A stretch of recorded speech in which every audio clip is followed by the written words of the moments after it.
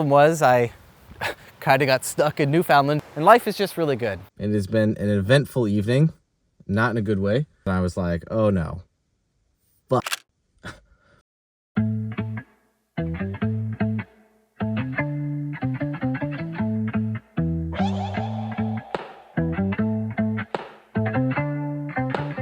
Maybe I'll try this one.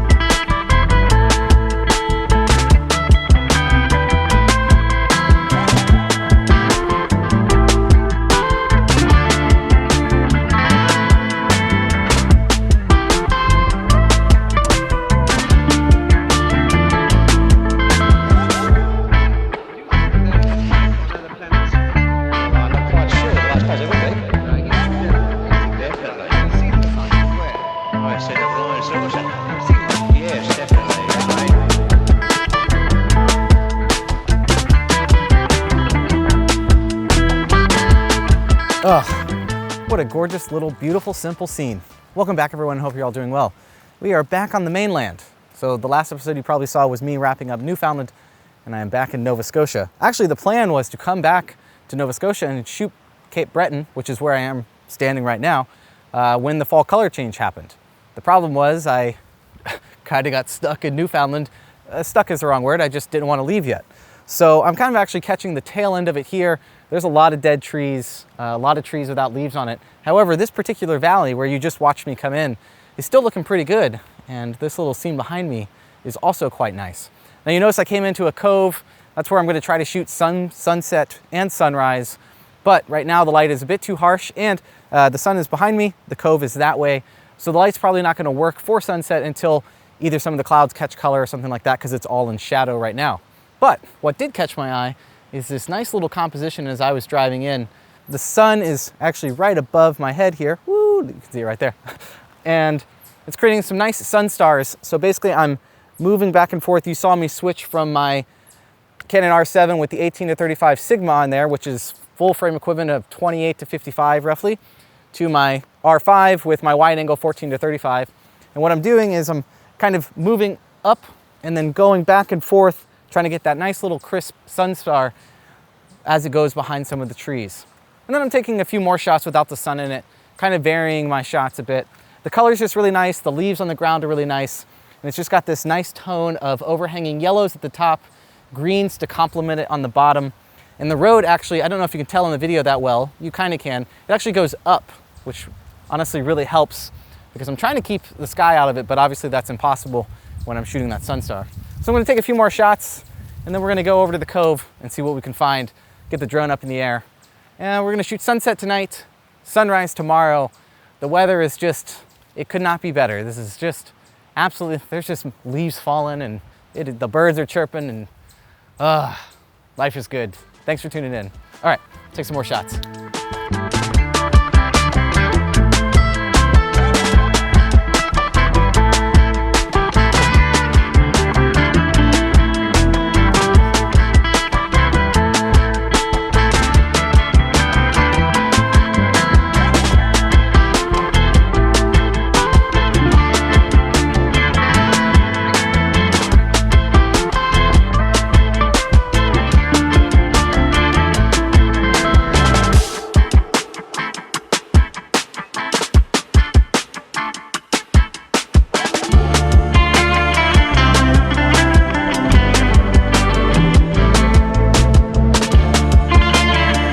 What a lovely little scene. All right, so I've set up my normal camera shot here. We've got the crescent of the cove back here going from the bottom left to the top right. Giant slabs of rock here. And there's actually a waterfall somewhere in here. Not that you can probably see it. You can't really see it on the camera anyways. But this is not my main shot. This is not the shot that I'm here for. I'm actually mostly here for drone photography because there's this waterfall over here that you saw in the beginning footage that just really completes this location. It's absolutely gorgeous. But because I have to sit and wait around for the right light, might as well set up a shot and have it ready. But I'm not necessarily thinking we're gonna get anything too great for sunset. Again, sun is setting over there, and we'd really have to catch some color on some clouds here. And this shot just doesn't work because there's two bright spots here, and this is all in shadow now. And I have to wait basically for not only the drone, but also this camera until the light is more even. So hopefully the sun mostly sets. I raise up my exposure, and then I get some nice blue hour tones or something along those lines. Not sure sunset's gonna work great for this location because this is definitely a sunrise spot, but we could get something. So I'm gonna have to wait around and see. But again, mostly here for the drone photography, but we got the camera set up anyways. Look at how beautiful this spot is. Doesn't really get better than this, and the weather is just perfect. It's a nice, cool temperature out. There's no bugs. I'm the only one here. Just feels good. Hey, if you're watching this video around the time that it comes out, there's still time to get my 2024 calendar. It makes for a great holiday gift because it's got those QR codes on it that people could scan and watch how the images were taken. Or maybe you just want one for yourself for some nice wall art and, of course, predicting every day of the year. You can even save 10% with the code down below, so be sure to click the link, check it out. Let's get back to the video.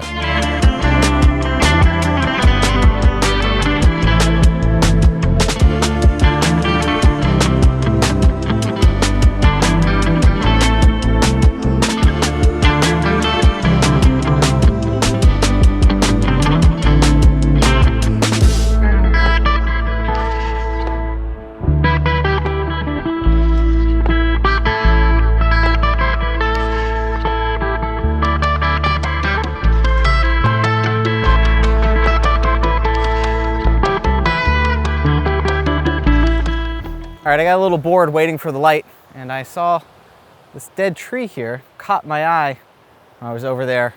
And so I just switched lenses, walked over, took a shot. I don't think it's gonna work, even though the contrast is really nice. Obviously the white tree with all of the foliage in the background being green and dark, but there's not really enough separation between the tree and the background. So because of that, it's just gonna be kind of all in the same plane of focus, and it's just not gonna create a nice enough atmospheric. You really need some fog or separation between the tree you're shooting and the stuff in the background. And if I wanted to create separation, I'd have to get way closer and then I'd be shooting down here. Yeah, it's not meant to be that complicated. I'm just bored, walked over, switched lenses, took a shot or two. I'll show it to you anyways. And you can probably tell what I'm talking about with that separation, even though maybe in like a black and white, it could look okay. I'm gonna continue waiting for the light here. As you can tell, still way out here. This is in shadow, has been for a while now. And enjoy my time here. Man, this place is so cool, so beautiful. I love life. I hope you're enjoying. Thanks for being here.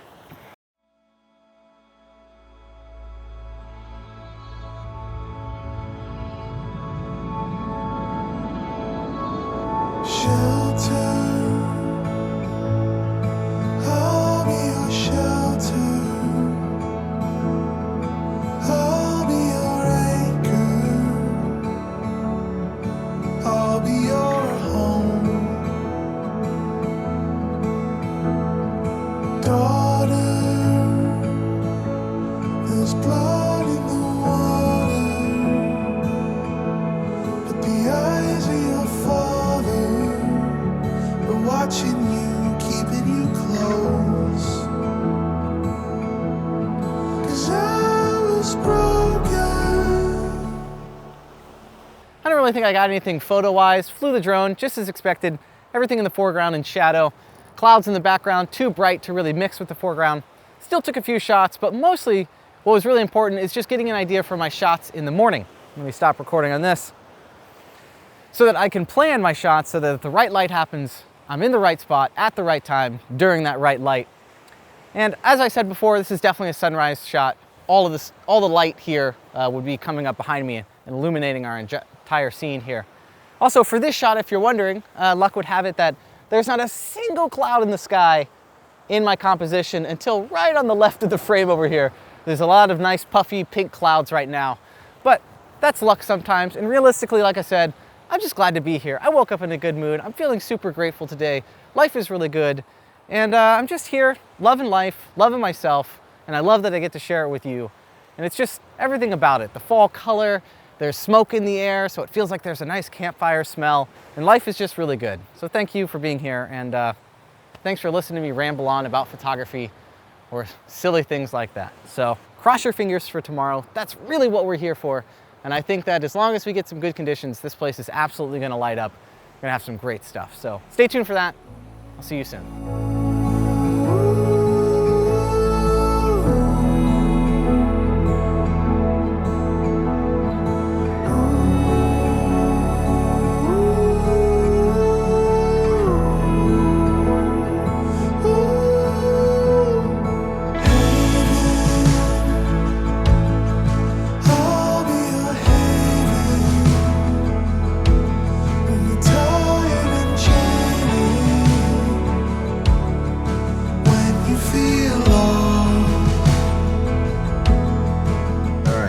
It has been an eventful evening, not in a good way. I went to brush my teeth in my sleeping spot, and I normally turn my car on when I go to do that so it warms up the car before I go to bed. And I noticed that the tire light was on. And the thing about the 4Runner is it actually tells you the PSI in all the tires. And that's pretty normal when it gets colder out, but I had just put air in the tires, and one of them was like 7 PSI lower than the other ones, and I was like, oh no. But so I realized I have a leak, and I was like, okay, well, I should drive on it now. It's still got air in it. I should see if I can drive on it. So I drove 30 minutes to a gas station. I was like, well, if I can drive on it now, I might as well just try to get to a tire repair shop so I can wake up and try to fix it in the morning. So I drove 2 hours in the middle of the night, just got here safe and sound, but obviously ruined all sunrise prospects or anything like that. But I am glad that I made it safely. Got to see what the problem is tomorrow. Life on the road, shit happens.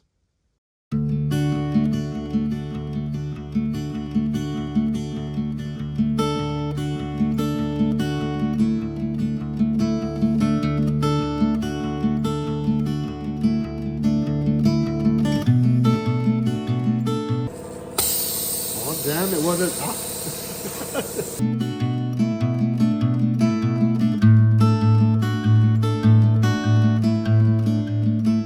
All right, good morning, everyone. Not the sunrise we wanted, but it's the sunrise we got.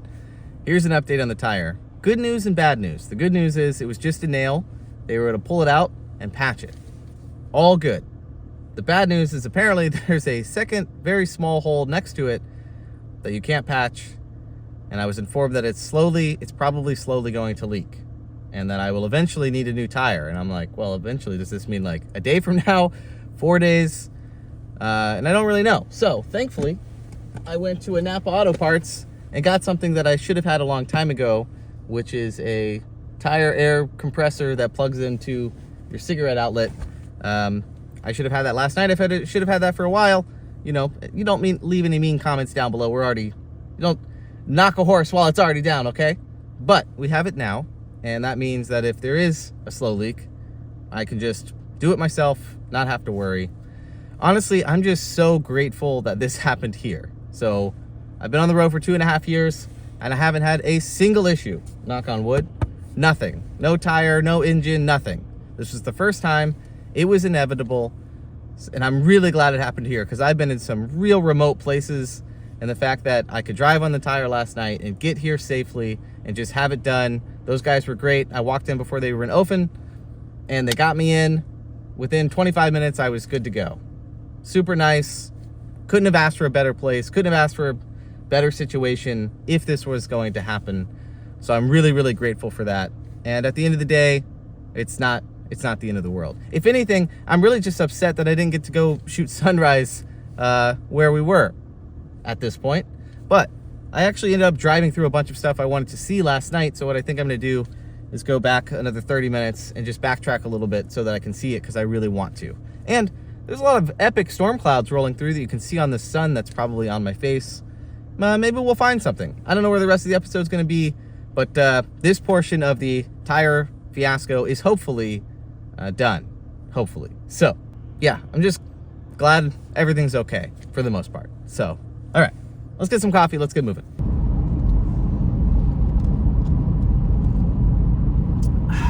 Woo! That's sweet. Woo! Woohoo! All right, I'm awake.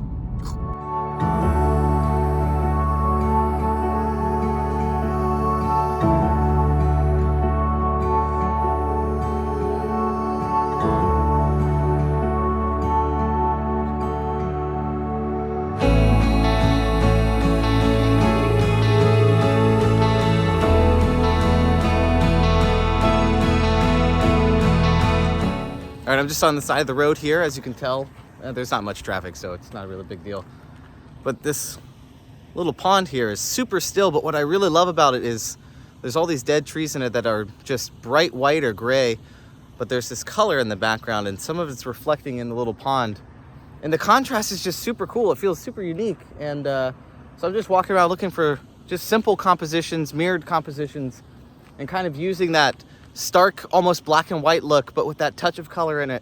Right in camera, it looks really cool. So not a bad first shot on the road. Pretty excited that, I just pulled in here and this looks pretty cool. As you can tell, the color contrast in these images is absolutely gorgeous. But I made a mistake here, and that was parking on the side of the road. By doing so, it pressured me to hurry up and not take my time. I only spent a few minutes here.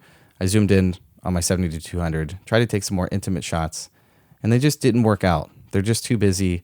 The images just feel cluttered, and they don't feel concise. And I think the reality is, if I had just been smart and parked and walked over here and taken 30 to 45 minutes, rather than just trying to take some quick images as I'm driving past, it would have come away with some much stronger images.